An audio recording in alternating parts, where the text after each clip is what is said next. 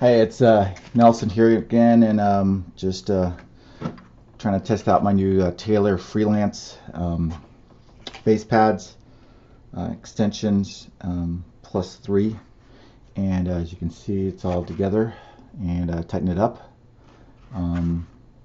Looks pretty solid, and just testing out with my AR, my air precision, and instead of just regurgitating all this stuff, it's to let you all read all this stuff. It's +3 capacity, non-skid base, and it's machined from billet 6061 aluminum, and only works on Gen 3 magazines. So make sure before you buy it and you only have Gen 2, you may have to make some extra purchases for some Gen 3 mag bolt PMAGs. So that's because it's just the way it's the PMAGs for Gen 3 are going to the rear. So I've got my AR build, my lightweight 223 for my matches, and for you safety Nazis, as you can see, it is clear on safe. And let's see, take a look at it, and looks real good. And as you can see, there's a good amount of clearance from there. Doesn't hamper anything. Still get the bolt catch release on there, shouldn't be any problem.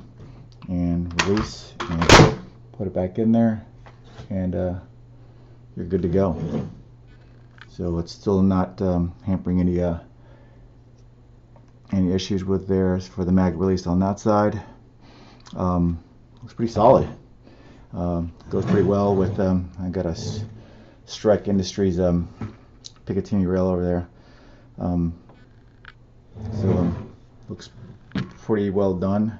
Hope this helps you if you decide to make a purchase on there, and make that, instead of the big old 40 that may get in your way, but probably can put it on.